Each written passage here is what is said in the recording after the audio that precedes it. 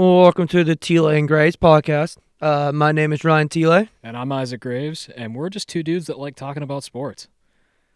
So, what this show is going to be is an all-around sports show. We're going to talk about all the leagues, minus the NBA. No offense, NBA. We're just not an NBA crew. It's hard to follow. It is very hard to follow. So many games, and honestly, it runs into football season. I don't even care about hockey until football season is almost over. Yeah. So it's around this time where I start diving into hockey a little more.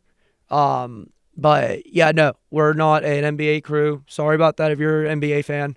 But we will talk about college basketball at some point. Yep. But right now we're just gonna stick with the NFL. We're gonna go to the NHL and then slide into the beginning of the MLB season. Yeah, we got a good show lined up, so let's hop right into it. First, we can dive into the coaching. Yep. I want to just dive right into coaching. I mean, let's talk about the coaching ring. There's been a lot that's happened.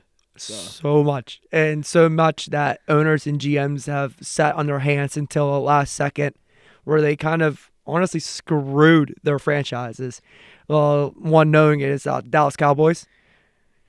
I mean, what was that? You might as well have just kept McCarthy at this point. Yeah, I mean, then again, the Cowboys force-fed the OC, the McCarthy, that ended up taking McCarthy's job. Like, McCarthy didn't even choose his own OC. If you go back and look at it, Jerry said, that's your OC. We like him. You just have to deal with it. Because he gives up Kellen Moore for nothing, and Schottenheimer wasn't even calling the plays last season. So, and this is a 7-10 team that's now, honestly, I think they could be in contention for the first overall pick next year. I feel like they will be. I mean, honestly, let's look at it. They're already, I have the cap hit right here. They're in the middle of the cap for a cap room. I mean, they don't even have a lot of room to play with. They're still paying people, and they also have to pay more people. And if you're just basing off of what they did last year, I mean, they didn't do anything in free agency ahead of last season. Their biggest signing in free agency last year was Ezekiel Elliott. Who only played, 6 games this year? 6 games and was just not good. No. You lose Tony Pollard for absolutely nothing. And Rico Dowdle is decent, but, they got a lot of holes to figure out. The Cowboys are now actually $285,000 in debt. So they have to clean up cap room. They don't even have cap room to spend. Yeah. I mean, that's not a huge hole to dig out of when it comes to NFL contracts. I mean, you can just, cut a couple of guys that didn't make a big impact. But, yeah, to be in debt from how little Jerry Jones invested in this team is kind of alarming. But you got to remember, he was all in this offseason. He was all in. Yeah, all in. Sure, okay. Yeah, he was more all in than all in Elite Wrestling was. So let's talk about some other big news. I mean, Myles Garrett. I was sitting in my common law class, and my phone starts blowing up, and I'm sitting here thinking, what just happened? Either I was thinking a family member died, or some other stuff happened. But no, it was Myles Garrett putting out a statement saying he's requested a trade. I mean, I had a feeling in the back of my head that it could come, but not this soon. And also, the reason this is weird too is because if you go back and look at it, Myles, the Cleveland Browns' GM just said that we're not trading Garrett. We're not even going to take first-round draft picks for Garrett. And then 24 hours later, he puts the statement out. So that franchise has no idea what this was coming for them. So I don't even think they're even prepared to whoop up trades for Garrett. Yeah, and a trade request doesn't always mean that they're going to get traded, but when it's someone as high profile as Myles Garrett, if he goes untraded, that just shows that the Browns organization just doesn't care. I mean, and also, what team's going to be able to afford his cap hit? I mean, I get it. Patriots have that massive cap room with $120 million. I mean, there's also these teams that have younger teams, but he wants to go to a Super Bowl contender. Yeah, why would he want to go to somewhere like the Patriots where they're probably at least 3 years away from even making another playoff appearance. The only other teams where I'm looking through the cap space is that the Commanders is the only team in the top 10 in the NFL that are even near Super Bowl contention. Because, I mean, the 49ers are up there, but they also had players they have to sign. And they also have to rebuild their offensive line, which we saw this year. Yeah, the Commanders really have a lot to do on the offensive line. Honestly, their defense, people were coming into the season rating them as like a bottom 5 defense, and they looked pretty good. I mean, they made their way to the NFC Championship. And a lot of that has to do with Jaden Daniels and how well he performed. But when you're picking up guys like Frankie Louvu, Marshawn Lattimore, Bobby Wagner, I mean, that defense was a powerhouse. Yeah, I mean, even you look at the linebackers or the edge rushers, like free agencies, there's a lot of names on here that, honestly, they're going to rather do something with the free agency, any of these teams want the free agency, and not have to worry about giving up, at least 2 first-round draft picks for the next 2 years for a guy who's 29. He has 1 DPOY that he shouldn't even deserve to have. That was the most fraudulent defensive player of the year. And he leads the league in almost gotcha stats, which is the quarterback pressures. So I'm not saying it's fraudulent just because I'm a Steelers fan.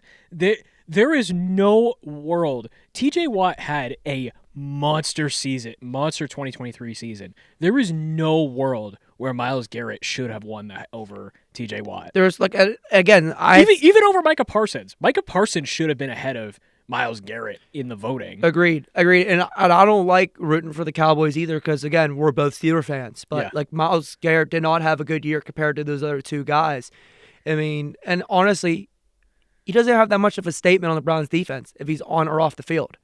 I mean, if TJ Watt was off the field, that Steelers defense turns into crap. We saw what happened to the Cowboys when Parsons was out for most of the season. I mean, the hype around Myles Garrett, like, I get it. He's a freak athlete, but his stats don't line up with the freak athlete that he is. Yeah. Like, for him to be requesting a trade like this or teams giving up stuff for him. We're going to have a lot more to talk about with award predictions for this season. Why is Myles Garrett's name in talks for Defensive Player of the Year for the 2nd straight season? Honestly, I would say the same thing about TJ Watt, too. Why is he in talks? Yeah, TJ Watt had a down year, and I'm not picking him to win. I'm not picking either of those guys to win Defensive Player of the Year this year. Neither am I. But, let's wait until we get the awards until we get closer. But there's one free agency topic, at least for the Steelers. If you guys can't tell with him wearing his Penguins and Steeler hat, we are based in Pittsburgh. We both grew up in Pittsburgh. I'm from West Mifflin, which is like the heart of Steeler country with being on the Mon Valley. Yeah, and I'm from the Squirrel Hill area, so there's a lot of Steelers fans up there as well. So there's this one not rumor, but like talk with the Steelers right now is our quarterback position. I mean, we could choose Russ or Fields. Me personally, I'm choosing Fields for one reason. Only because Fields can run. I mean, we saw how dynamic the offense could have been with Fields in the first 6 games he played compared to the 10 that Russ played. Yeah. 10, 11. I mean, I just don't trust Russell Wilson. I didn't like we got Russell Wilson in the first place last year when we already were getting Fields. I just feel like Russ does not fit an Arthur Smith offense. And I get people say, well, Russ is good at play action. Russ is good, on the move. Yeah, but you also lose an RPO factor to your offense because no one respects Russ Wilson's legs because he's old. Yeah. Compared to Justin Fields. He's gonna be 37 at the start of next season, which, I mean, it's not like we're the only team to have an aging quarterback. I mean, look at what the Jets are doing with Aaron Rodgers, who, in all honesty, has a better shot to return to the Jets than Russell Wilson has to return to the Steelers. Which is insane because one team was in the playoffs and one team couldn't even get sniffed close to the playoffs. For what, the 10th straight year? Yeah, I don't like if we're going to get Russ, and only if we get Russ, we should tank. For one reason, because there's a kid That's his name, Arch Manning, who's going to be in the 2026 draft class. Yeah, and getting Arch would be nice. Getting a Manning on our team would be nice because we know what he's coming from. Yeah. And that's just being a vague look at it because his last name is Manning. But let's just the only reason we should get Russ is we shouldn't be thinking about can we win a Super Bowl with Russ because we saw what happened and we definitely cannot. We can't even win a title with Fields either. I don't believe that.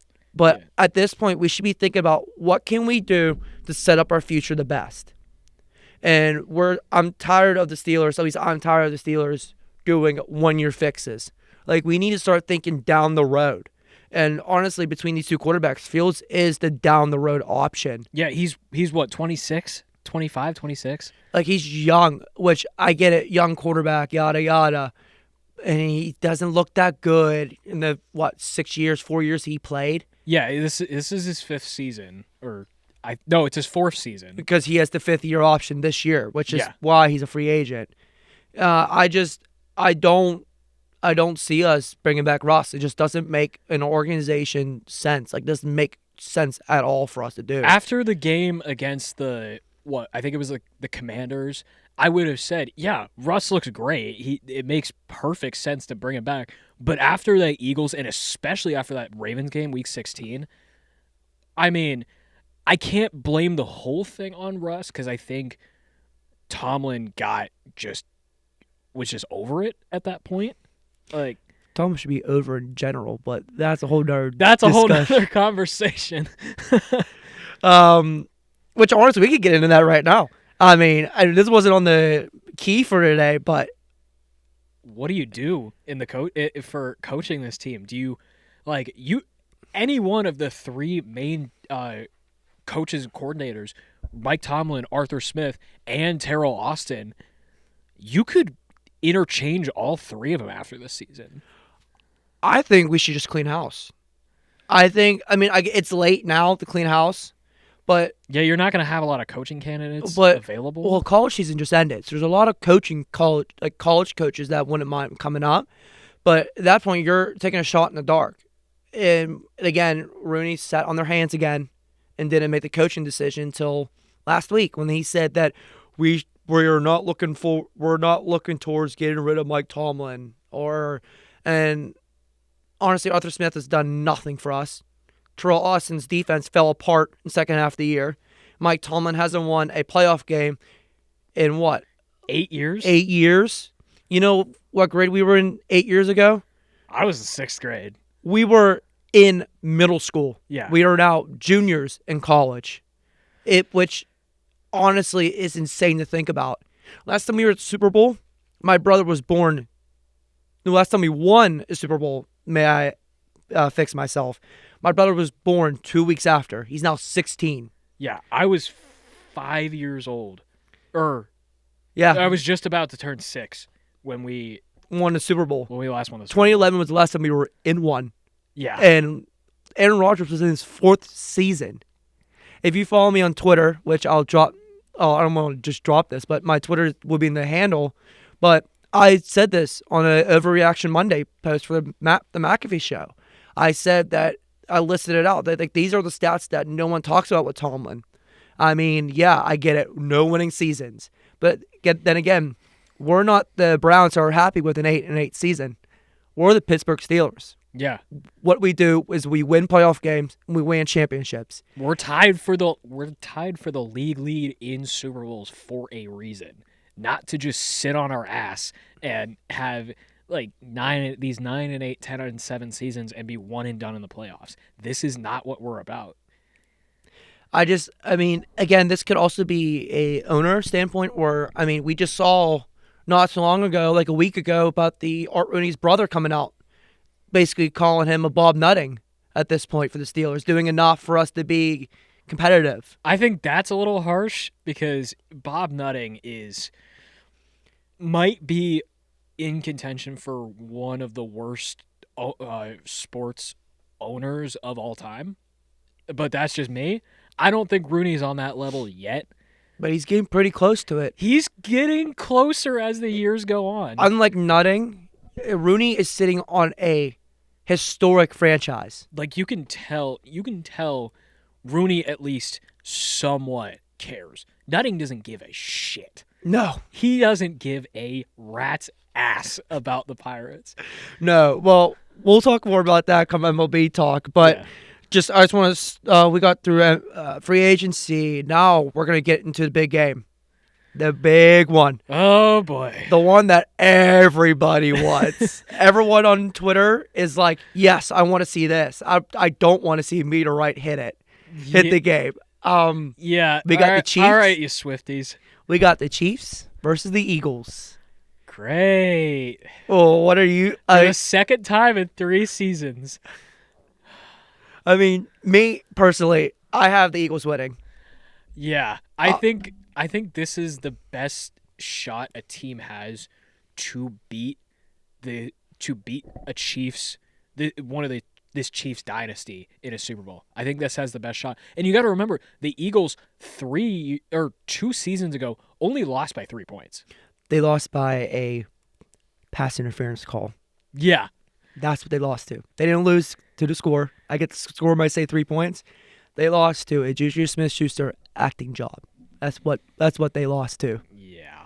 Which is another conversations with the refs and the Chiefs that I really don't want to get into because that's when I'll get very heated and I don't want to blow up these microphones or listeners' ears.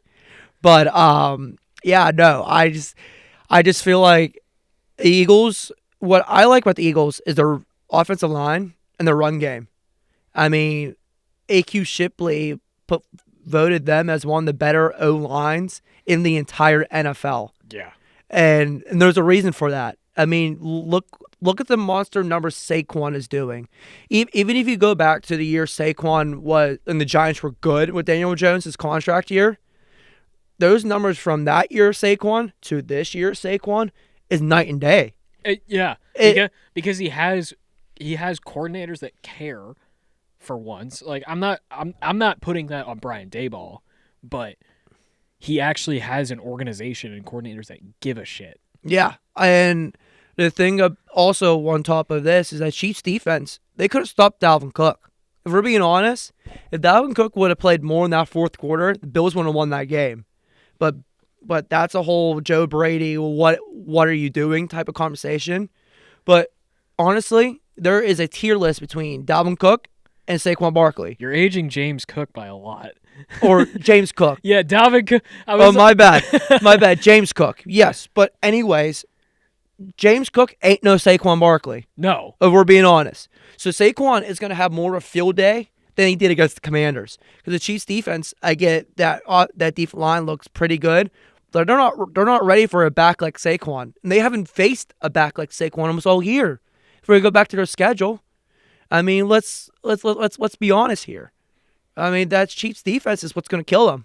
Because even if they load up the box, is what they should do against the Eagles, and they do what they do, they still got to worry about A.J. Brown. They still got to worry about Devontae Smith. Yeah. They still got Kane Gainwell, who can be in the slot guy for them. Yeah. They got Jalen Hurts. They have Jalen Hurts, who can run. Even Dallas Goedert. Even the tight end. They have so many more weapons that the Chiefs defense can't handle. Yeah, and I get it. The Chiefs have Travis Kelce and Patrick Mahomes, and that duo performs best under the bright lights. But I mean, I still think this Eagles team is the best shot. So we just talked about the Eagles offense. Let's flip it over to that defensive side. That defensive line have killed teams in the playoffs, killed teams all year long. That Chiefs O-line has been struggling all year. Yeah. Mahomes has been running for his life almost every single game. And I just feel like that D-line is going to be too much. And we're not going to get into the secondary, which honestly, Eagles have a top 2 defense. They're not number 2. They are arguably the best defense in the NFL. Yeah. And we've seen that all year. Yeah, when you have an incredible defensive line, when you have Jalen Carter and Jordan Davis, and then Cooper DeJean, I mean, he's probably not going to win. Do you mean the leader of the exciting whites of the cornerbacks? Yeah, no. I love the secondary for the Eagles. I mean, they even got Big Play Slay. Yeah. And that people aren't really talking about him too much. He's having an outstanding year for I'm not saying he's old, but he's not a young buck anymore like he was in Detroit. Like, he's still doing what he needs to do. And then they also had Brandon Graham coming off the IR, which adds another guy to the defensive line. Yeah, they lost him in, what was it, like week 11 or 12? Yeah. They lost him around the same week that Hutch went down for Detroit. Oh, that was even earlier. Yeah, it was early in the season when Graham went down. So what we haven't seen is a healthy defensive line for the Eagles, which is scary to think about. Yeah. I mean, now what your listeners are probably thinking is that, oh, you're expecting a blowout. I don't expect a blowout. No. I think this is going to be either a 3-point or less game. I think right now the Chiefs are favored by 3 or favored by 1.5, something real close. I think it's going to be that. But I don't think the Chiefs are going to come on top for this one. The camera's got the side angle, but I'm rolling my eyes with the Chiefs 3-point favorite. I don't think they're going to get the 3-peat. No, I think like the fact that the line is 3.5 or 3 in any direction. This should be like a 1.5 point line, if that. I think honestly this is the best matchup out of the Final Four, which is annoying to say, but it's gonna be the one that people wanted the most. But everyone's mad that we got it. I mean, I still personally wanted a Bills-Eagles Super Bowl. I wanted a Bills Detroit Super Bowl at the, like, if we're going back one more, if we're going back, that's the one I would have wanted the most. But out of the Final Four, I would have wanted Bills versus Eagles. It would have been nice to have the Commanders in there because of the season they've been having. But honestly, Eagles was the best team out of the NFC. Yeah. Only because Detroit's defense was so battered up. Yeah, they cannot stay healthy. No, it's always been a problem for Detroit. Well, that was it for the big game. Let's get over to the NFL honors. Yeah, coming up in just a few days. We actually discussed this not too long ago on our UView show, which is Pioneer Sideline. Another hit in there for us. Matt Plans would be very happy with this. Yeah. But that it got heated between us because, I mean, again, we all agreed on stuff, but we disagreed on a couple things, and the things we disagreed was pretty good because this is the first year in a long time we haven't had just outright winners in a long, like these players are not just they should win this, like they deserve this. Yeah. Like this is a year where like there's more of a betting odds than there has been in the years past, especially for this MVP. Yeah. No, this MVP award is going to come. It can literally go either way. So let's start from the top. Let's start with the rookies of the year. Yeah, let's start. So, offensive rookie of the year. I think this one's pretty cut and dry. I give me Jaden Daniels. I'm doing the same. I mean, if you look at it, he has 300. This is 2 weeks ago. These stats are from. They are not updated stats, but this is what I said on our show. Said he had 331 completions for 480 attempts for a rookie. Yeah, that's insane. That's even better than reigning offensive rookie of the year, C.J. Stroud. Yeah, he had 25 touchdowns and 9 interceptions in the regular season. That's something unheard of for rookies. Yeah. They have that much of a better TD ratio than an interception. And then, honestly, he's that entire offense. I get it. Scary Terry does what he wants, and the running back does what he wants. Antonio Gates. But I don't even think the running back core is that strong. It's not. And so, which is relying a lot on Jaden's legs. And he's making the right calls that a rookie has not made in a long time. I mean, I get Stroud did what he did, but Stroud didn't do the same things Jaden Daniels did this season. I'm shocked that we're not hearing the running back argument like we did with Lamar or Justin Fields. Because honestly, Jaden Daniels has the way better arm than them two did when they were rookies. That's true. If you go back and look at it, Lamar's arm was not that good. Lamar's arm in college wasn't that good. Justin Fields' arm, it was good. It was strong. He could throw the ball way downfield. Wasn't accurate. If you go back at Ohio State days, same problem. Yeah. Jaden Daniels from LSU, accurate and has a big arm, and he's putting that on display in the NFL now. Yeah. So that's why we're not hearing that. Because honestly, he's the most dual threat rookie since Mike Vick, in my opinion. He is the most true dual dual threat since Mike Vick. And I'm not putting him in the same conversation as Mike Vick because Mike Vick is Mike Vick. Yeah. And everybody else is below him, in my opinion. But he's doing outlandish stuff when the defenses are supposed to be a little bit harder for a rookie. Yeah. I mean, a couple weeks ago, I would have heard an argument for someone like a Bo Nix, who, let's not discount what Bo Nix did, brought the Broncos to the playoffs after this long drought. He was solid, but he's not Jaden Daniels. No, he's not. I mean, again, I've been hearing a lot about Bo Nix all year. My best friend is a Broncos fan, and I've been getting so many "we believe" text messages from my friends. I've paid attention to Bo Nix all year. I liked Bo Nix coming out of Oregon last year's draft, but I'm not discrediting him. But there's nothing you can do when you have a stud like Jaden Daniels for what he did. Yeah. So let's move over to defense. Which one do you have? Defensive Rookie of the Year. I wasn't following a lot of the defensive rookies because, especially when you look back at the draft, it took a while for the first defensive player of the year. Long first defensive time. And I think that first guy, Jared Verse of the LA Rams, I think he's the clear-cut winner. I had the same thing. I mean, look his regular season stats: 66 total tackles, 36 solos, 30 assists. 30 assists and 4.5 sacks. I came into the season fully expecting that Rams defense to just look anemic because Aaron Donald retired. Yeah, I mean, I came in thinking the same thing too. I honestly wrote off the Rams because once Puka and Cooper both got hurt, I said, okay, their season's done. They're gonna get a high draft pick and they're gonna get a big D lineman. Yeah. But now, like, that young defense has looked really good, which is really scary for the rest of that NFC West, which is honestly a mediocre division. I think it was the worst division in football this year. There's still the NFC South. There is still the NFC South. And the AFC South. Let's not be hardest with that. But it's on the bottom. It's on the bottom tier of. Agreed. And I still feel like he's gonna be a good piece for that. He's gonna be the cornerstone of that defense one day. Yeah. And we saw that on stage now. Now imagine if he's a couple more years in his belt. He's going to be one of those next top linebackers coming out of the NFC. Yeah, for sure. All right, let's get to the big boys. Let's go defensive player of the year.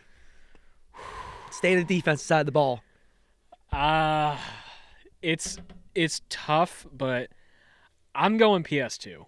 You going PS2 as well? I'm taking PS2. I think PS2 should be. I mean, I've been seeing these things about Myles Garrett, let's be mentioned before, and TJ Watt being in there.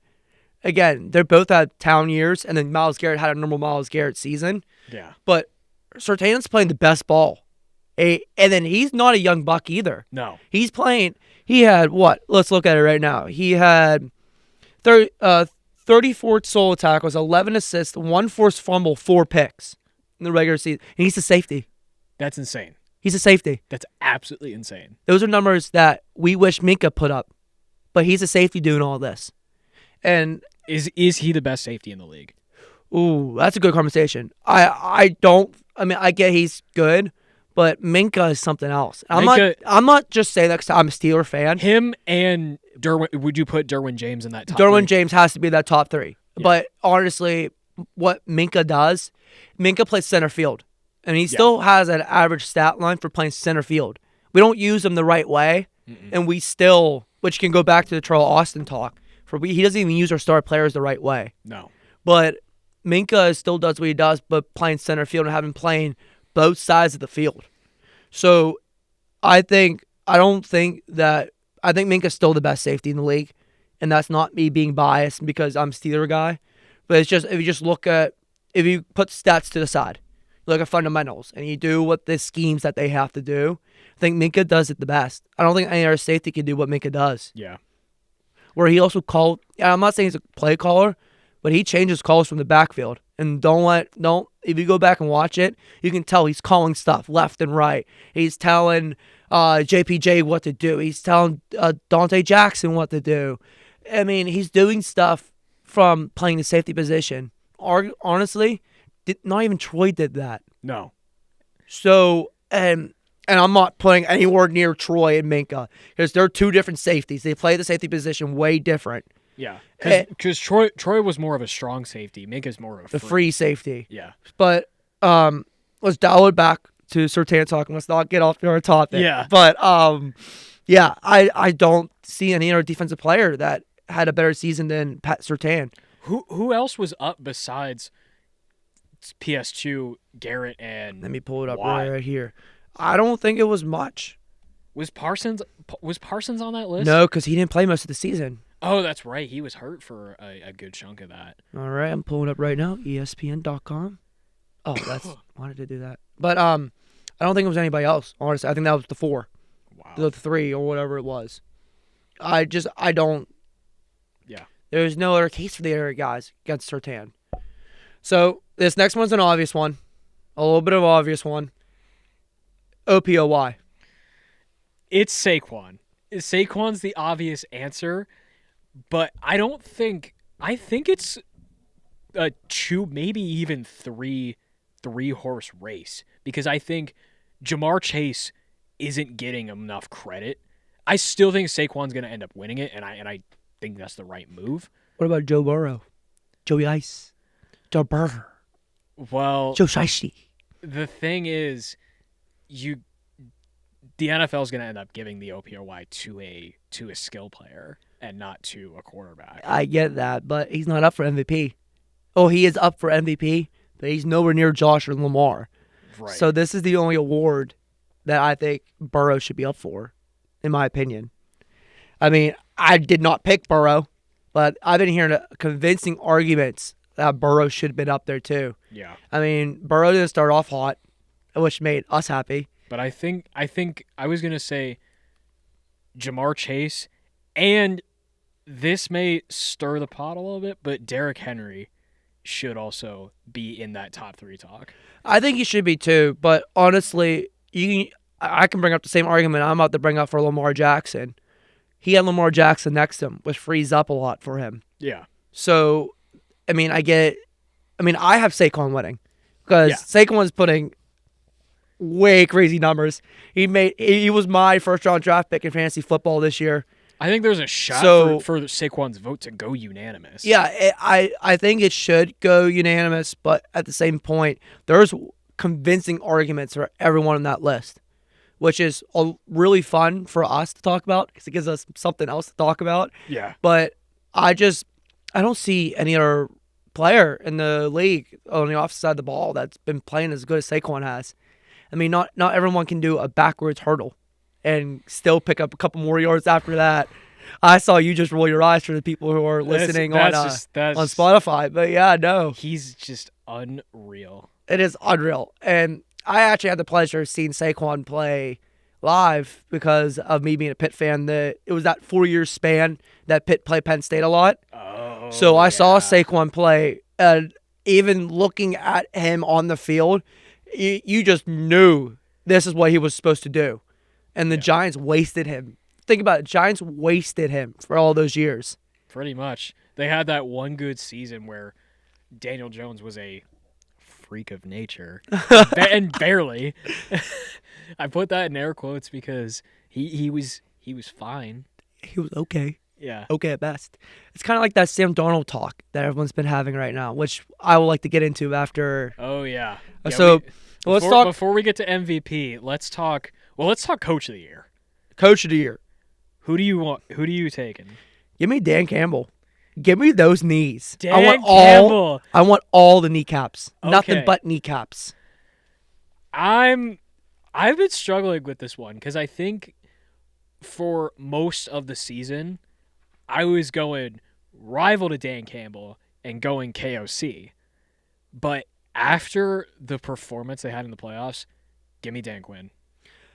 Ooh. I remember us having this conversation, not you and me specifically, but I remember someone else said Dan Campbell on our sideline show, and I looked at them and I said, I get Dan Campbell, what he did. Yeah. But you got to look at for what not Dan Campbell. Dan Quinn. Dan Quinn had to put up with. Sorry, there's so many same names in the NFL right now. But look what MCDC had to deal with. I mean, I get it. Kevin O'Connell had to put a whole new quarterback in there, which is a lot. But Dan Campbell had to play with his second to third defense all year. Yeah, basically he was playing with an entire second string or third string. He was playing with a practice squad defense, which I get you can chalk up to the assistant coaches and your coordinators. But at the same time, they may have 2 coordinators of the year. But at the same time, those players were so ready to play. Yeah. Like, even when they released a couple of those speeches by Dan Campbell, I was ready to run through a brick wall for him. And I can only imagine what those players who are excited and nervous that they're finally getting their light in the NFL. I mean, he just unleashed that offense. Dan Campbell is a motivator. And that's what a coach of the year should be. I get it. You have to be good on the field. You have to be good in the playoffs. You have to be good this and that. But a coach is a motivator. Yeah. And he is a coach of the year because he's the best motivator besides Mike Tomlin in the NFL. Well, young Mike Tomlin. Young Mike Tomlin. I don't know about now. But that's a whole nother conversation. But anyways, let's dial back to free agency one more time. Yeah. There's one name that is big right now, Sam Darnold, which I thought I would never hear that. I thought he'll be too busy seeing ghosts and playing a bad year. I don't think he stays in Minnesota. I don't either, but what I've been reading, what I've been seeing is that a lot of people are scared to offer him a contract. Yeah. And because of one reason, because of Daniel Jones. Because Daniel Jones got that massive contract from New York and crapped the bed the next year. Everyone's worried that Sam Darnold is going to turn into prime Sam Darnold. Yeah, I would offer him like a bridge deal, like a 1 year at like maybe $10 million. Maybe 10, 15 million. Like, that's the quarterback he should get, but there's a lot of talk that he wants a massive contract. Yeah. Which I don't honestly think he played one good year of NFL football. That like I think it was that last season with the Panthers, he was okay, but that was still a 6-11 team. Don't forget about the legacy 3-game stretch he had. Don't forget about that beginning of the year 3-game stretch where everyone thought he was the MVP. Don't forget about that. But like honestly, he's not a quarterback that I trust giving a contract that big. Yeah. Again, not yet. If he performs well under a bridge deal, then yeah, go ahead. But I think he should get a 1 year, $10 million contract and make him prove himself to another franchise. And even at that point, maybe he could stay with the Vikings, but I still don't think it happens. No, I think he goes somewhere a struggling offense. Like the Browns makes a lot of sense for him. Raiders make good sense, but Raiders make a lot of sense. But honestly, I think Russ is going to go to the Raiders just because Pete Carroll's there. Ooh, yeah, that's a good point. So and I don't see him going back down the NFC South. Yeah, I think he wants to stay away from there. There's no weapons down there on any of those teams. I mean, whether their team would take him is the thing. Panthers will take him back. Oh no, Bryce Young's playing good now, so they want Bryce is playing. They want Bryce now, but maybe the Seahawks, because Gino's like 34 now. Yeah, but he's coming back another year. Yeah. So Sam wants to be somewhere to prove, which is I don't see any place for him. Maybe the Giants. Maybe the Giants. Oh boy, and have him and Shedeur Sanders on the same roster? Oh boy. Yeah, I don't know. I don't know. I mean, Shedeur Sanders. We'll talk draft later in the year once we start getting closer to the draft season. But I don't see Sam Darnold going somewhere big. I don't see him. Honestly, I see him going to the Raiders, and that's only if Russ comes back. Yeah. And I think he'll be a good Raider quarterback. I think Pete Carroll's going to like him. And there's another name. He's still technically on the roster he was on, but that is going to go wherever Darnold doesn't go out of the Raiders or the Browns, and that's Kirk Cousins. Oh, that's right. Because he hasn't been released by the Falcons yet, but I fully expect him to be. Yeah, I think Kirk Cousins is going to be. Honestly, hear me out. Bring him up north. You want Kirk Cousins? Give me Kirk Cochain. I want Kirk Cousins. I mean, I've liked Kirk Cousins the past 2 seasons. I mean, I get it last year. He didn't have a good year, but the year before that, stellar. MVP before he tore his was Achilles. in MVP talks in at least the last 2 seasons he was in Minnesota. So I mean, and if you look at Atlanta doesn't have that much offense outside of, what, 2 players? Where if he would have come up here, he has George, he has Freiermuth. We can get a guy for running back. We can get another receiver in free agency. So we can get Kirk Cousins. But we got to do what we did with Russ and sign him to a league minimum since his contract is still guaranteed no matter what. Yeah. All that $100 million is guaranteed money. Well, I think that's enough NFL talk. We're going to be back with some NHL talk. I know you're excited because you're a big NHL guy. Oh, big NHL Big guy. NHL guy. But yeah, take the 30-second break and we'll talk to you later. Alrighty, we're back. Welcome back to the T-Lane Graves podcast. My name's T-Lane. My name's Isaac Graves. And welcome back. Alrighty, so here we go. NHL. This season's been rough. It's, as a Penguins fan, It's been rough. if you couldn't tell. It is hard. Very hard. After that stretch in November, I was like, okay, I can hold out some hope. Yeah, and then the past 2 weeks has been a little bit rough. Not anymore. Nah, I mean, I still think we can make playoffs. I don't. I think we can make it. At this point, it's late enough in the season. We're second to last in the Eastern Conference. But we're only, what, 6 games back? Well, we're not something like that. We're not far back from the wild card spot. So I feel like I think we can make a turnaround. I mean, we play tomorrow, so we'll see. We're sitting at 52 points right now. The second wild card, which is the Blue Jackets, where the hell did this Blue Jackets team come from? I know. We've been hearing all about them all year from Matt. But they're 59, but they only have 59 points. So that's what, 4.5 games out? At least. So, because the East isn't that good this year. No. If this was last year, I would have said, oh, yeah, we're done. We're done. Like the teams in the top spots, in our division, in the Metro division, that's the better out of the two. There isn't a team in the Atlantic division that has over 67 points. Which is insane to think about, because if you look at Eastern Conference the past couple years, everyone's been around the 70 mark around this point already, or around the 67 mark. There's 2 teams in the NHL that are over 70 points. Which is insane to think about. And we're about to head into the Four Nations bye week. I think this Four Nation bye week is going to be great for the Pens. Yeah. Especially now with the trade. Let's just get right into it. The trade that we just put in. Those players are going to need time to learn the franchise. To learn the system. So Danton Heinen coming back. Oh, the full trade. We give up Marcus Pettersson and Drew O'Connor, both pending unrestricted. Is O'Connor a UFA? I can't remember. No, Drew had at least 2 more years on his contract. No, he is a free agent. I couldn't remember he was a restricted or unrestricted free I think agent. he's unrestricted. He's unrestricted. He's an unrestricted one. So, and Pettersson, probably one of the hotter names, especially in terms of defensemen on the free agency market. And in return, we actually get a solid haul. I personally like the return. I don't know how you feel about it. No, I like the haul. We got what, 2 offense players and 1 defenseman? And we got a first round pick out of a defenseman who is consistently underrated in the league every single year. Agreed. And you can tell me I'm wrong, but these guys are younger guys too, aren't they? At least the defenseman's younger. Desharnais is only like 24, 25. Well, again, okay, so that's my point. We're old. We have a relatively old team. Yeah. Especially on the defensive side of the puck. Like, we need... When Sullivan was good for that 2-year stretch, technically a 3-year stretch, when we made the playoffs, made the deeper runs. Won those cups. We were a fast team. Mm-hmm. That's Sullivan hockey. Because we had all the guys we could bring up from Wilkes-Barre. Which we have right now. We have guys in Wilkes-Barre we can bring up. Yeah. We have an entire line. I mean, you made that splash trade for Rutger McGroarty out of nowhere over the summer. We haven't used them.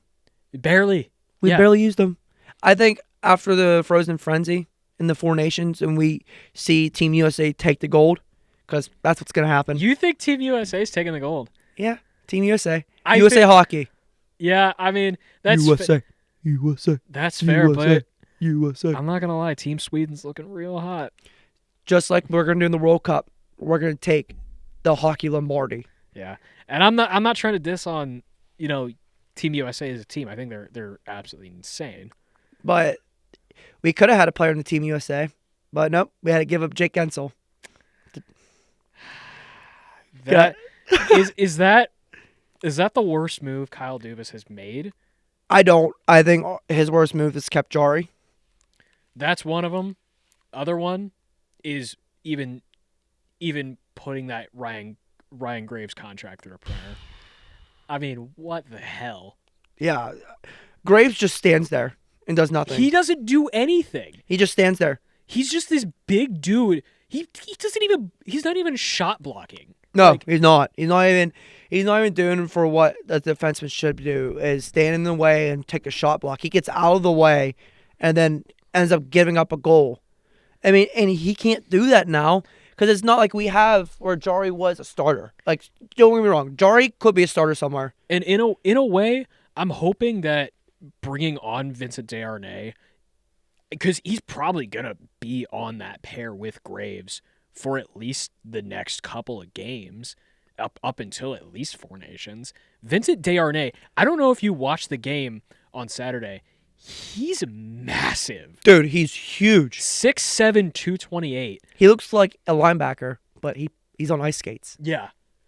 Like, I mean, I think that's a good pairing because that gives a big guy with Graves, a guy who can somewhat do stuff at the inside of inside the neutral, not neutral zone, inside the defensive zone. Yeah, I honestly think that we should find some way to get rid of Graves and bring up another one of those Wilkes-Barre players. Yeah, the thing is, getting rid of Graves is going to be hard because I think your best option is probably just ride out the season with him and then just buy him out at the end of the season. I think we should Tristan Jari him. You think they should just waive him? Waive him. Take the hit. Look. Dubas doesn't want to admit defeat on two biggest contracts he signed. Let's think about it. We are not in a down the road team right now. Mm-mm. We're not. We're a win now team. We need to rebuild. Well, but we're not going to. No. They had too much pride to do that. So we are in a win now. Our best win now scenario, I almost said DFA him. Yeah, that's the right term, right? DFA, designated for assignment. It works. Yeah, MLB term. Sorry. Place him on waivers. Let's put him on waivers. If no one picks him up, send him down the Wilkes-Barre with Jari. I don't know who's going to pick up a guy that has 4 years left at $4.5 million and has less points than a goaltender, than two goaltenders. There are two goalies in the NHL this season that have scored, and Ryan Graves doesn't have a single point. Look, I love Dubas. I think he's trying to do what he can with what he has. You gotta realize he has 3 massive contracts. Yeah, 3 outstandingly massive contracts. I mean, with 3 Hall of Famers. You better love Kyle Dubas because he's got 5 years left on his contract. Yes, I know, but he's not a Hextall who completely sold the team. He's the only good move that Ron Hextall made in his tenure as general manager is the Rickard Rakell trade. Yeah, that's the only good move. That's it. And honestly, this is Rakell's only good year since then. With like us. that last little bit, his first season here was decent. Last season, he had that lengthy injury, but it was not good. He did not look good at all. I was like, why are you like? I was terrified of trading away Gensel if he was going to look like this. Yeah, but I'm happy that he's looking all like how he should have been. Now he's leading the team in scoring, which is insane to think about the turnaround he had. But honestly, and then I've been seeing these things about us having a fire sale. I don't think we should fire sale. And we talked about this last week on Sideline.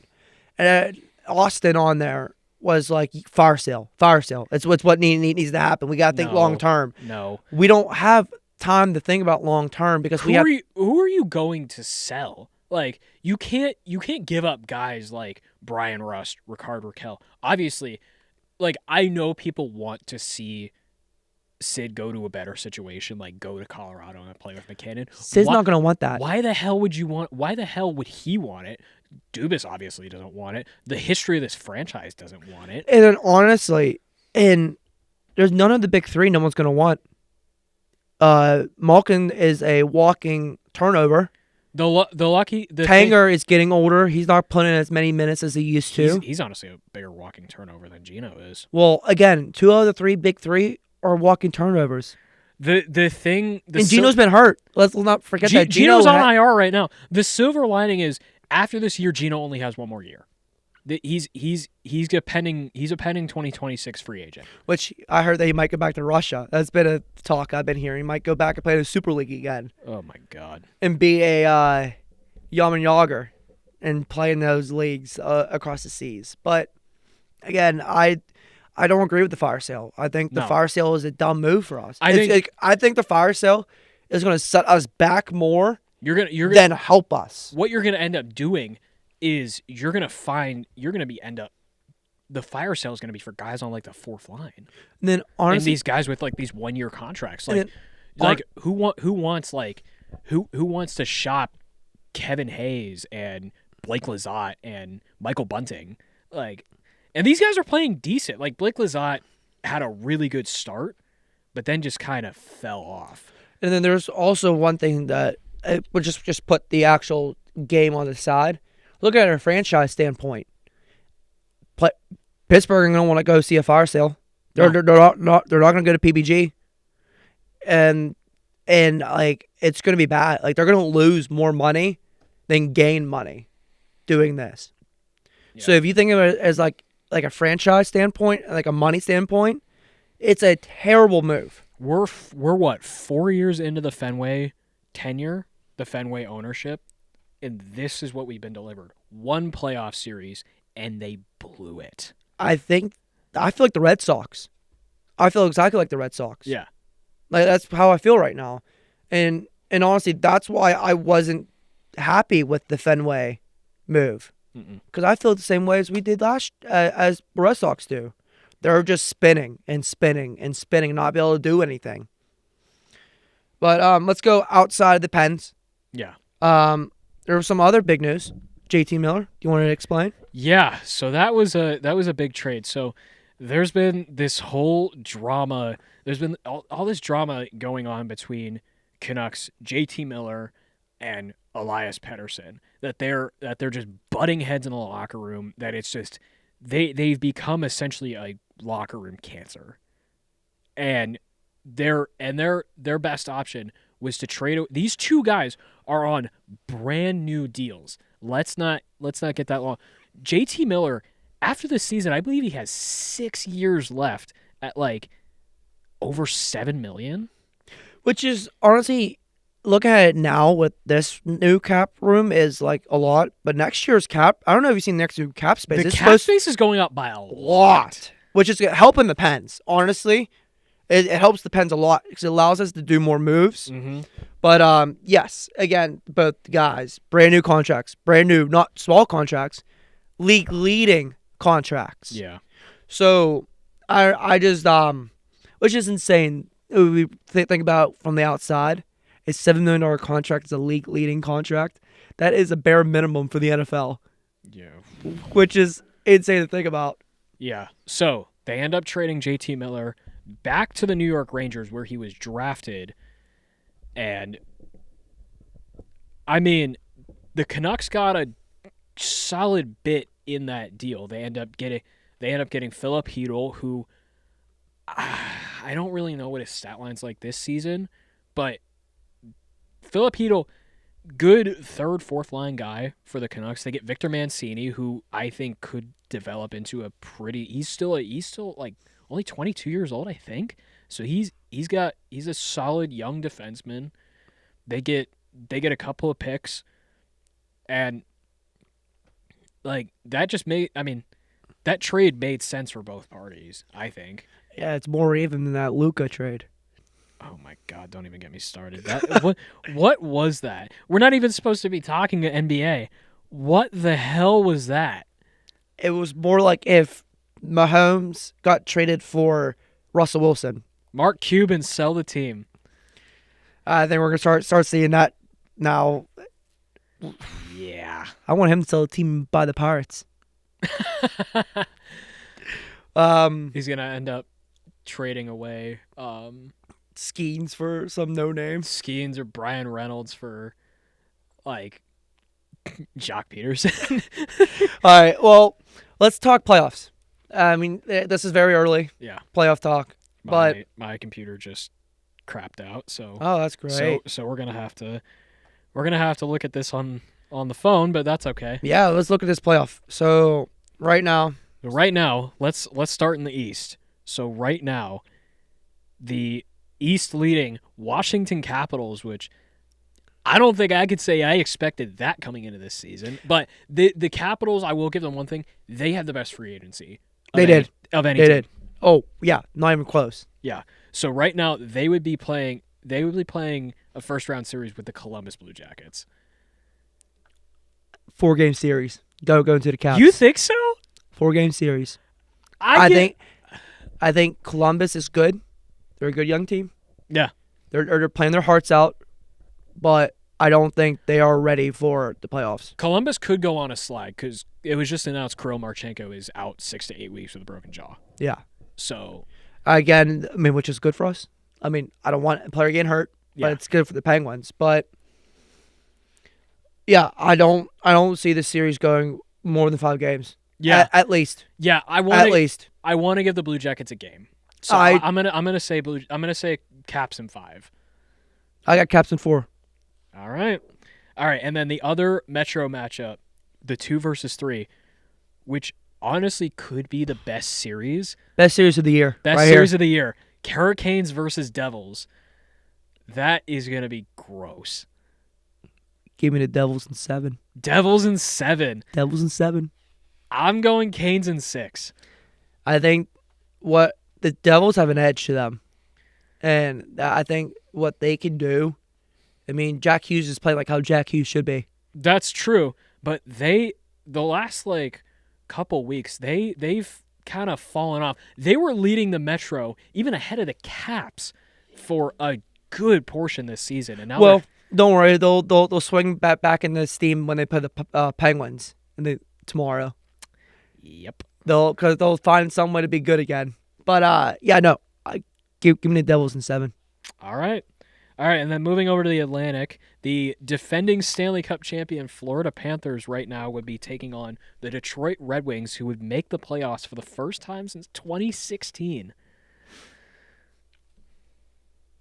Give me an upset. What? Give me an upset. Red Wings in 7. Oof. They're going to win it in South Florida. That's crazy. I think the Stanley Cup hangover is going to hit the Panthers and it's going to hit them right in the playoffs. Yeah. It's going to happen. If you look at teams that went back-to-back, Florida Panthers don't have the same amount of talent that the 16-17 Penguins did. Yeah. Or the Tampa Bay did. They don't have the same amount of talent. This Panthers team did lose a lot of depth pieces over the offseason, but I still don't think they're going to give up that easy. Give me Panthers in 6.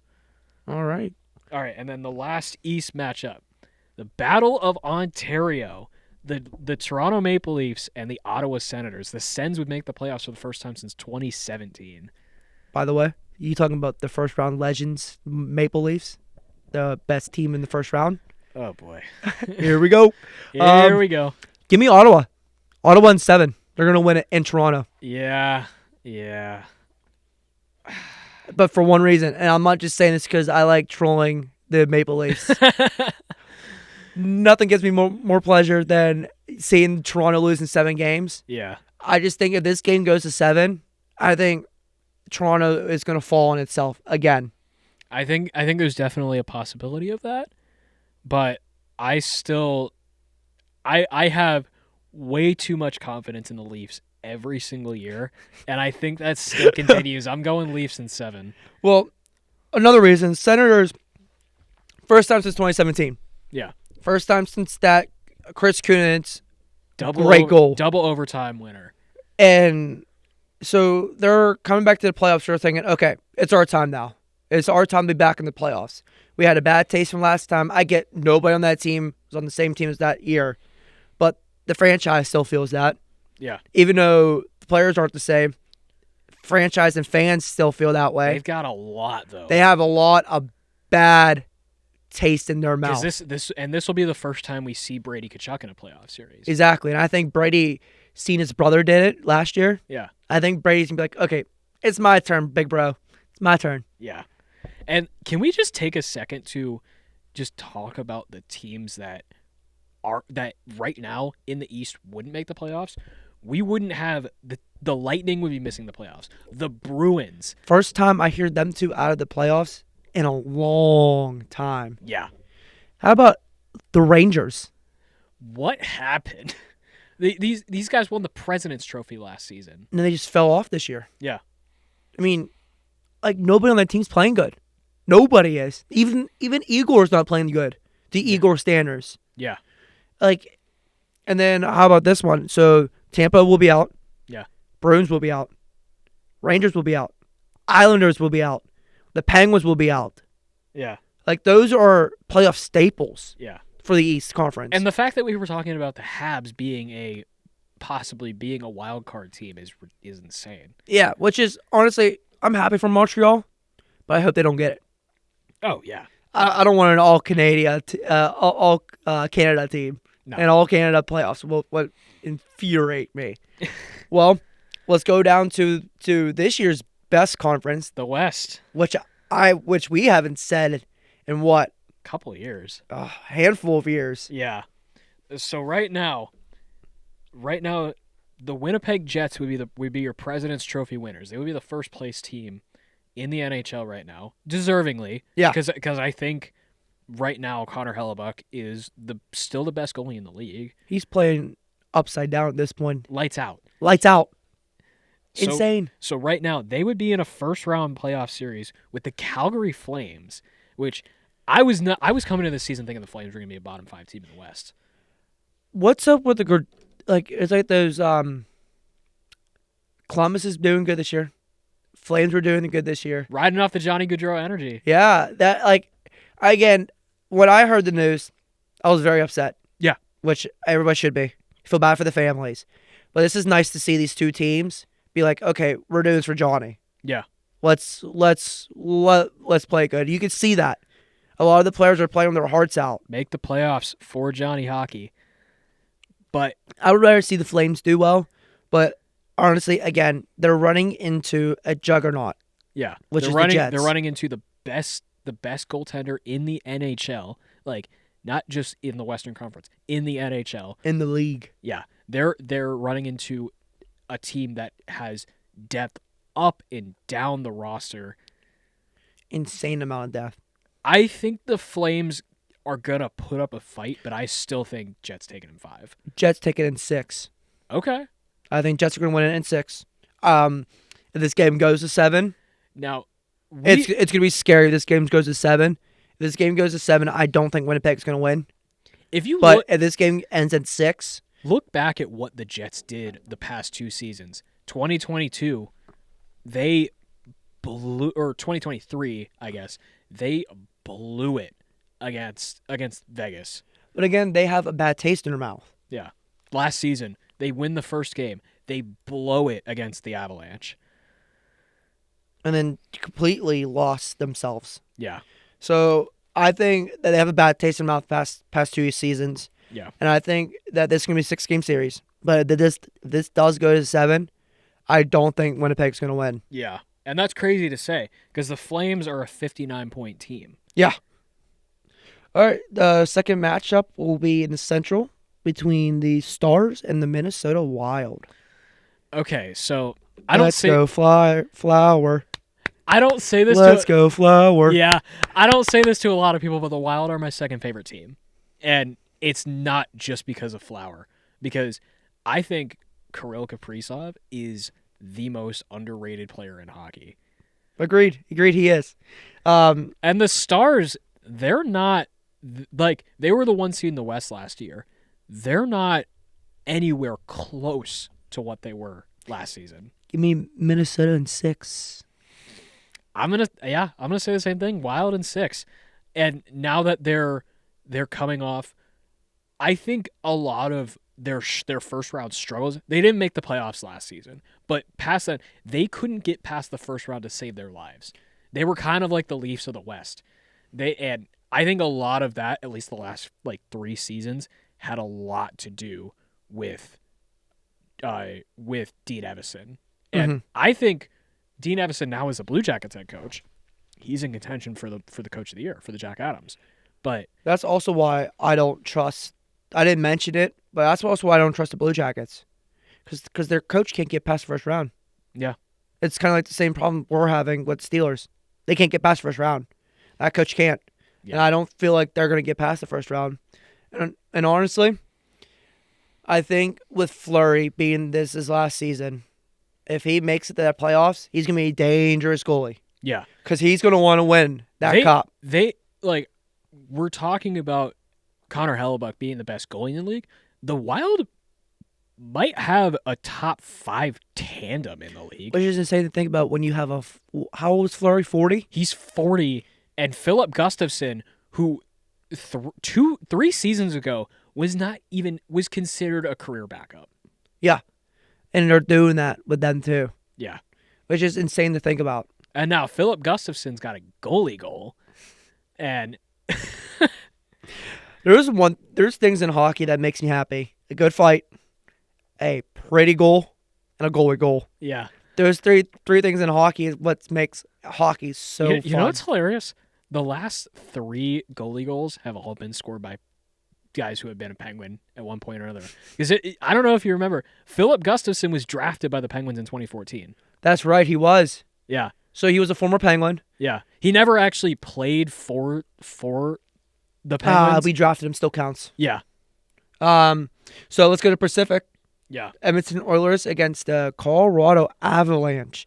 I would have not guessed this was a first-round game going into the season. Finally, for once, we don't get the Oilers versus the Kings. That is the last 3 seasons. It has been Oilers-Kings in the first round, and I'm sick of it. Yeah, and I'm very happy we're not getting it. Tell you what, give me Edmonton in 6. Okay. I'm going to say, you know what? This is my upset alert. I'm going Avs in 7. Avs in 7? You think they're going to win in Edmonton? I think so. We'll see. I think without Mikko Rantanen, it's going to be harder. I think McDavid has something to prove, because last year he got to the final. Yeah. Controversially won the Conn Smythe. So, and then he's also hearing all the chatter that how he's supposed to be this next big Crosby, the next Crosby, and now he's hearing Crosby did it before you. Crosby won it before you. Yeah. So he's Crosby also had, well, I guess we can say they both have an elite team around him, but Crosby had 3 Hall of Famers on the team just off the rip. McDavid has a lot of good guys around him, but not near the caliber of that 16 team. Not that 09 team, to be honest. No. Like, yeah, you have Leon Draisaitl. Okay, great.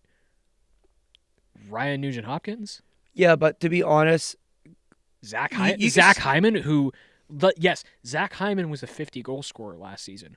Where the hell has he been this season? But to make the argument for Crosby is that Crosby wasn't just sitting in a back seat for those rings. He was the main stay for most of those rings, except the year Evgeny Malkin decided to be Malkin for the one playoff run. Yeah. And so I think that with McDavid hearing all this noise, he's saying, okay, I want to put this to bed.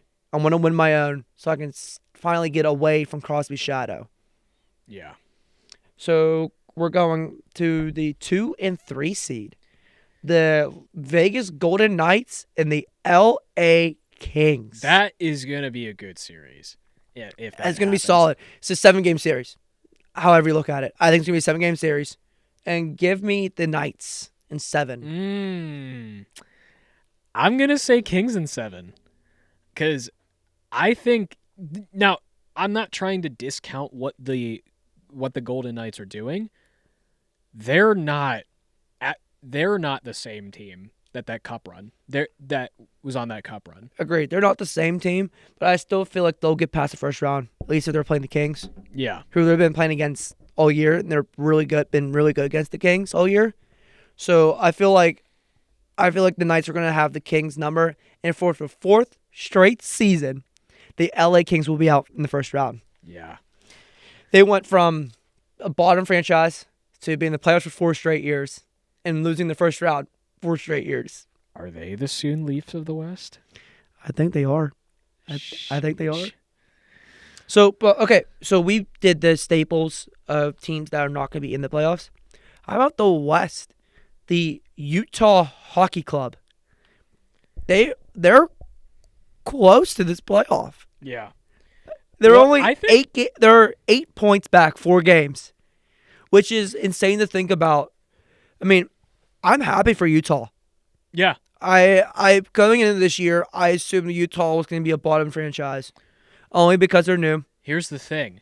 They finally got the ownership change that they so desperately needed. They go from this just god awful ownership group with the Coyotes, and now it's Ryan and Ashley Smith who turn around Utah Jazz. Yeah.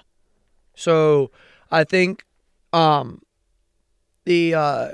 hockey club is pretty. It's insane to think about. I feel like I'm talking about the football team again. What do you think the name's going to be called? I know they've got the fan voting. They've got like Utah Mammoths. I don't like that. Give me the Yetis. Yetis is the only. Well, here's the thing. They can't because of Yeti. Because they can't trademark Yeti. I would have loved Utah Yetis. I think that would have been awesome. I don't know. There's a lot that they could have done. I mean, Twitter's also been very funny with the Utah name. So I'm not going to say those names, but they have been very funny. Oh boy. Yeah, I can only imagine what some of those are. The only thing from Utah I like to see is Logan Cooley be a little bit more of a staple. Yeah. I mean that team's got a lot of studs. And that's not me just being a guy who lived 2 minutes from Logan Cooley. He is from my hometown of West Mifflin. So you know him. I don't know him. I personally don't know him. I know people who personally know him.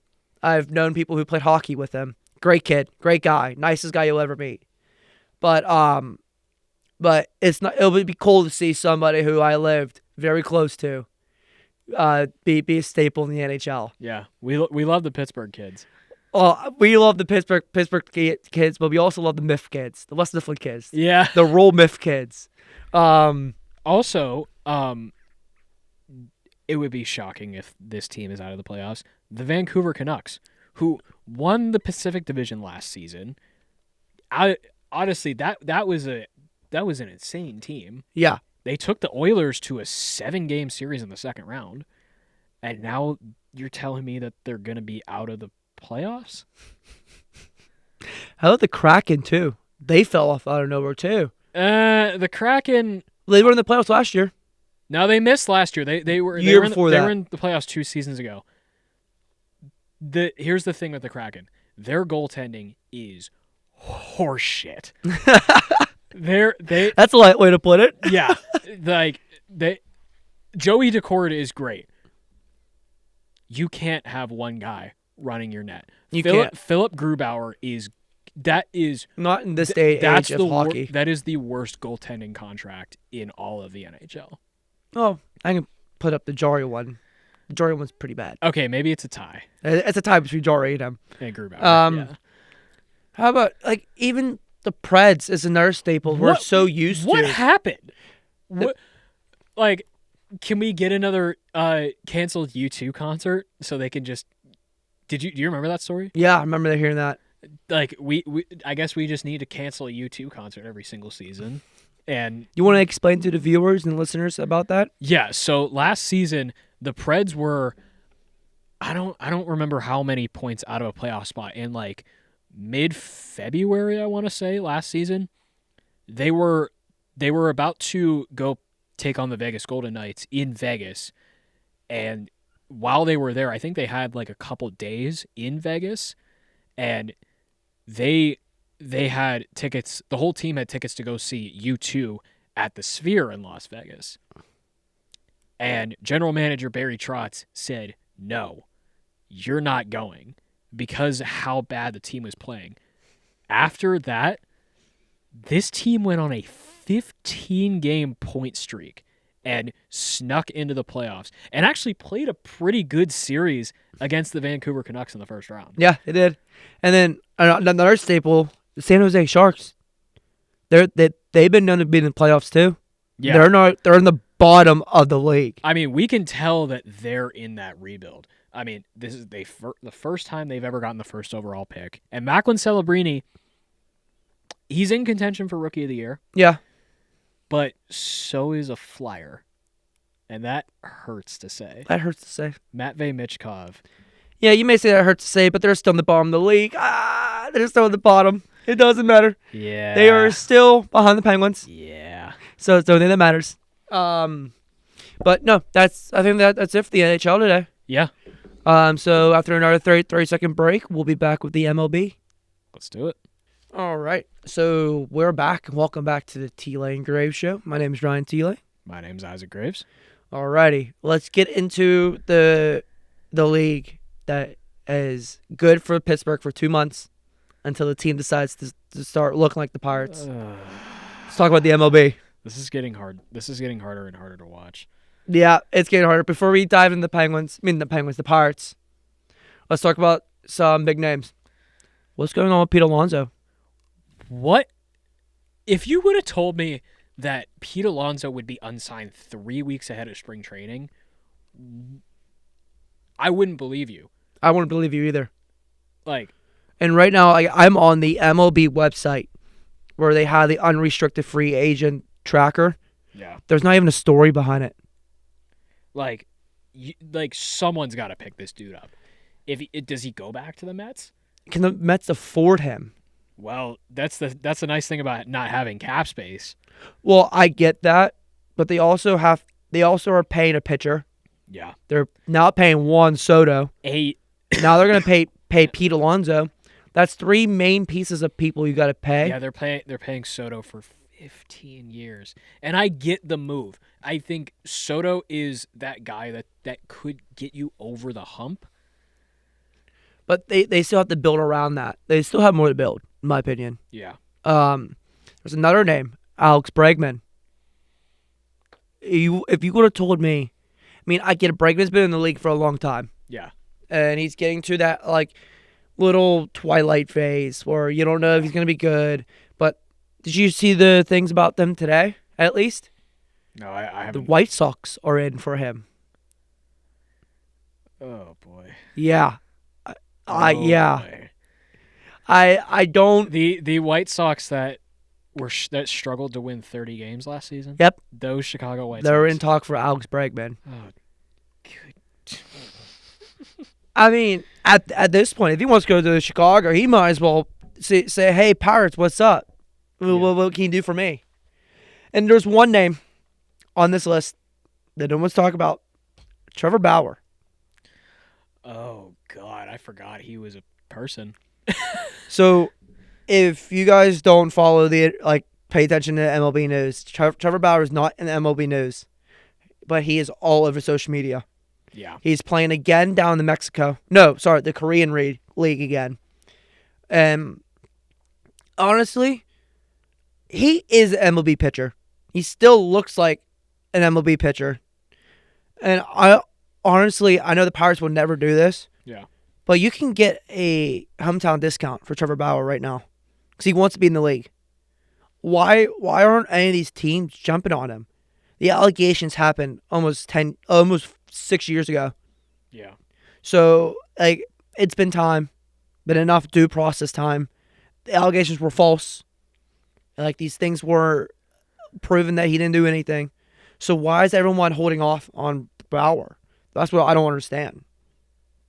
Yeah, I don't get that one. I don't get any of these. And now I'm just checking. The Pirates actually made some minor league moves. Oh, here we go again. Well, here's one that I'm personally happy about.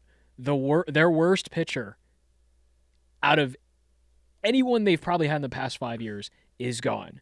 Jake Woodford. Thank the Lord. He signed a spring training invite to the Rockies. Oh, thank gosh. Take him, Rockies. Yeah. We don't want him back. Take him. I'll tell you what. We were going to talk about free agents, but I'm going to talk about the Pirates. There's one name that's been popping up all over my feed on the Pirates. It's not Skeens. Yeah. It's not O'Neill. It's not Andrew McCutcheon. It's not Key Bryan. Who are we talking about? Bubba Chambers. Bubba Chandler. Bubba Chandler. I mean, I think he's What a stud. He's insane. He's insane. Absolutely insane. Like, we're going to have we have Skeens, who was a league best pitching prospect last season. And now are you telling me we're going to be able to repeat it with Bubba Chandler? I don't know about you. He should be up on the main roster.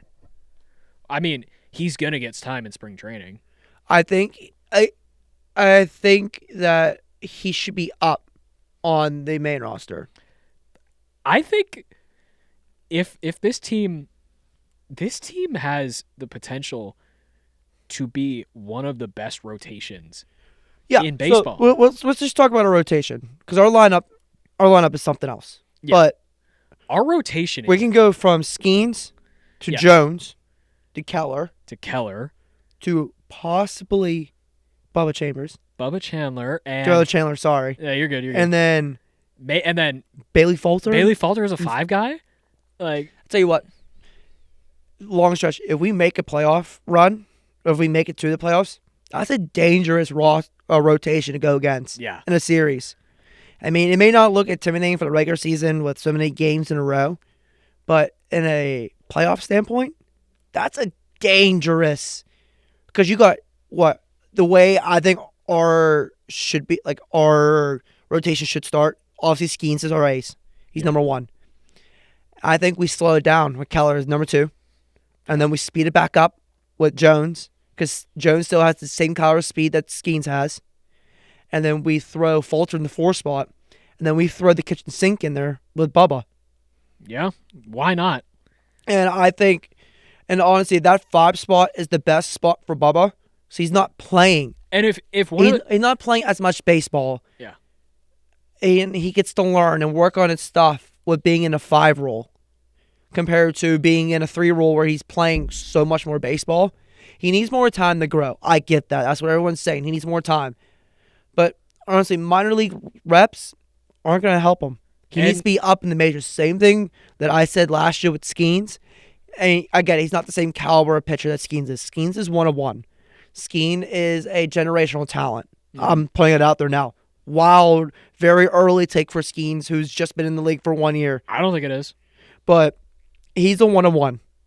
Yeah. He's a Garrett Cole, where he was a guy who came up, supposed to be a stud, and is a stud. He was a Cy Young finalist in his rookie season. Unheard of in this age of MLB baseball. So I feel like that throwing Bubba in that 5 spot will allow him to learn the MLB, learn how to pitch against these players. And honestly, the 5 role are the Sunday guys. Yeah. And Sunday lineups aren't as strong as regular day lineups.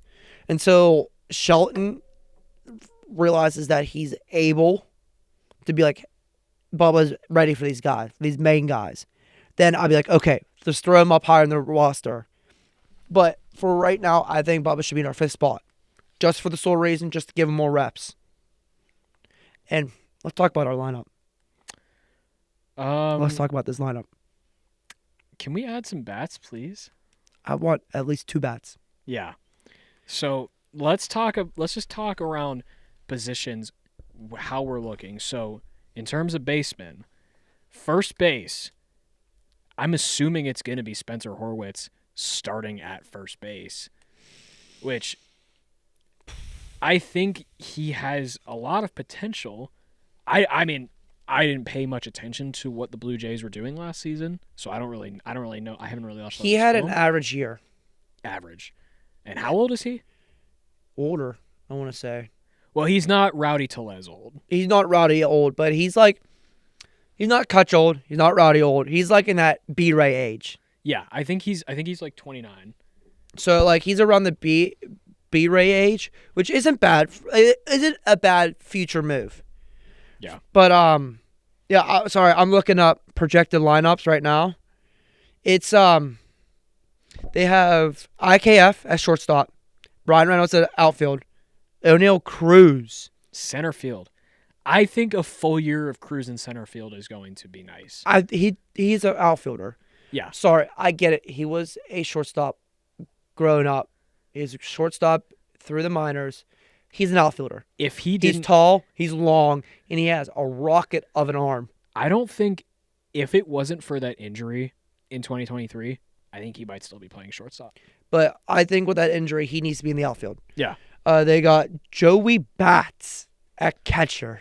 Joey Bart as your number one catcher. Is it too? But is it let's not forget Endy's back this year. okay?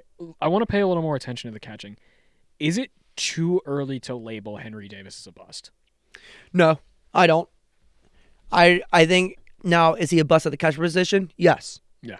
Can he be a good DH? I think he could be. He could be once Kutch is gone. He needs same thing I said about Bubba. He needs MLB reps. Yeah. These AAA reps, AA reps that these boys are getting, they're not helping them. They're just seeing slower pitches, and I think they need to be up in the league and find themselves in the league. Yeah. They're not going to find themselves in AAA ball. I mean, I'm not discrediting AAA ball. AAA ball is where the real players are play sometimes, but it's not the MLB. They need the reps. They need the speed. They need the time clock. They need this and that. They need more time in MLB baseball than what they're getting. And I think Henry Davis could be a good DH for us. Yeah. I mean, he hit very well in Vandy. And I think he can keep that momentum going if the Pirates put trust in them. He's uncomfortable because I think he feels the franchise don't trust him. He was hitting like 340 in AAA? Yes, he was. He is insane. Yeah. So that's proven the point that he should be up in the pros because he's hitting 340 in AAA. He just needs more time up top, up in the big league. Yeah. Like, give Kutch a little bit more resting time at DH and just alternate between him and Kutch DH at least once a series. They got Nick Gonzalez at the second base spot, Key Brian Hayes in the third base, which is we all know, and then Joshua Palacios in the outfield in the ninth slot. So Nick Gonzalez is an animal. He's a dog. A DAWG. Yeah. He is going to be so good for us.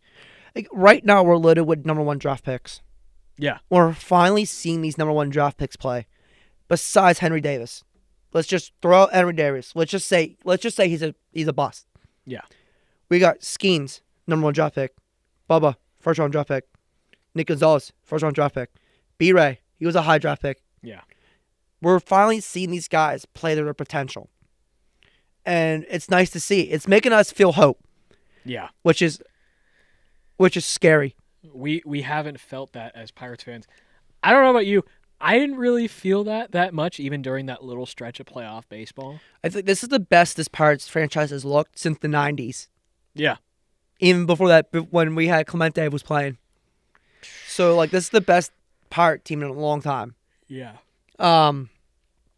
So this website doesn't even have Bubba on the projected roster, which I don't agree. I mean, I think we got to wait to see how he looks in spring training. I think you do what you did with Skeens last season. You send him back down to AAA for like the first month, and then you call him up, and because they also have a lot of depth coming off IL. They do. Johan Oviedo spent all of last season on the IL. Yes, that's who the 5 spot is for us right now. Yeah. Is projected is Oviedo in that 5 spot, which I get it, he's hurt, but honestly, how good is he gonna come back off of IL? That's like we were a hurt team last year. We can't be playing another reliever We can't have as a starter game every other series. And we can't do that. And we don't trust our bullpen. Our bullpen didn't get any better in the offseason. It arguably got worse because we lose Aroldis Chapman. Yes. Bednar, he's a walking question mark. and there's nobody else in that bullpen. Yeah, Nobody. maybe Dennis Santana, but like, That's a guy who plays good in June, but forgets how to play baseball from July to September. yep, So that's why when we were talking about MLB before, and I said, I enjoyed 2 months of good baseball. We're going to be good in April. We're going to be good in May. And then we're going to be average in June. And then July through, it's over for us. yeah, And I honestly feel that's going to happen again this year. But if we do play good halfway through June and we keep a little momentum going into All-Star break, I think we could be a wild card team, which is very gettable because the Central's not that good. yeah. Central's gettable no matter what. Any of those teams can get it. Yeah, the NL Central, it always, at least the last year, it looked like a really strong division. Yeah, it did. But I think the Central is the worst division in baseball. You could argue that 4 of the 5 teams are, honestly, all 5 of them have a potential to win it. Yeah. Like, Even the Reds. Even the Reds. Of all teams, the Reds. Yeah. But All right. but yeah, no. I think that's it for today. Yeah. I think that's enough. All right, well, thank you for sitting through our first episode. It's rough. It's going to be rough for a little bit. But then again, I'm Ryan Thielet. I'm Isaac Graves. Thank you for coming down, and please pay attention to our socials. We'll catch you next time. This podcast was made possible by the Center for Media Innovation at Point Park University.